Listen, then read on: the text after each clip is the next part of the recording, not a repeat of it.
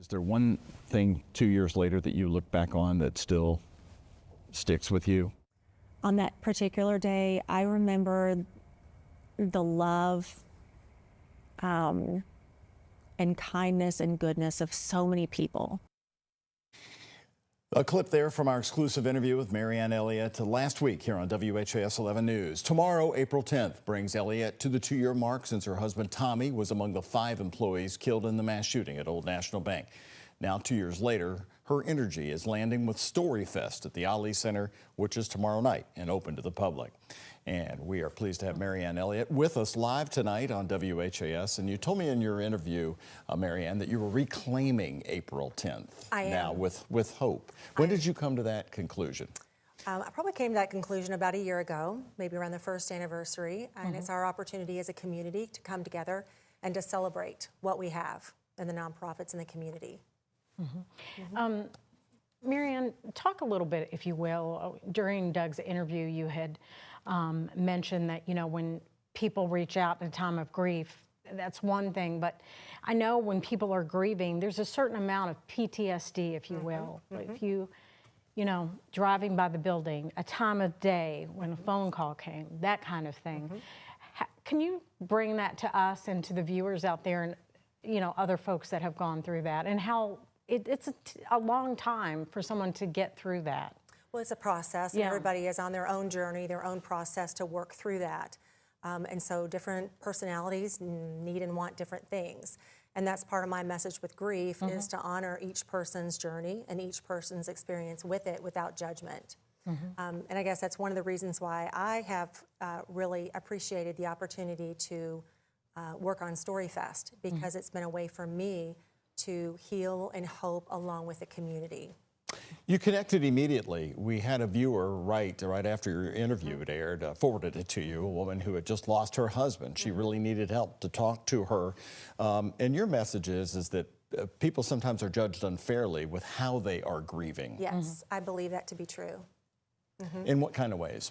Well, I think we, you know, our culture likes things neat and tidy. We want things wrapped up, and it isn't a comfortable thing. Grief is painful and difficult. People do experience it differently and need different things, and so sometimes we don't know what to say. It is awkward. So that's part of the reality of it, but I want to encourage those that are grieving to kind of keep on their own path, and then for those who are supporting others to find ways to walk along with them, to not judge them or not try to fix it, not try to fix their grief, but to simply be with them. How did you bring your idea to the Muhammad Ali Center? How did it all get together? Yeah, well, we have a wonderful partner with Leadership Louisville, first of all, and they joined with us, and so then 6 nonprofits are coming from the Leadership Louisville's Ignite program. So we're really grateful for that partnership. And then the Ali Center, we were looking for an opportunity to put StoryFest together and actually have the event, and they have the Ali Index, which is being piloted in 12 cities nationally to help identify kindness and compassion in those cities.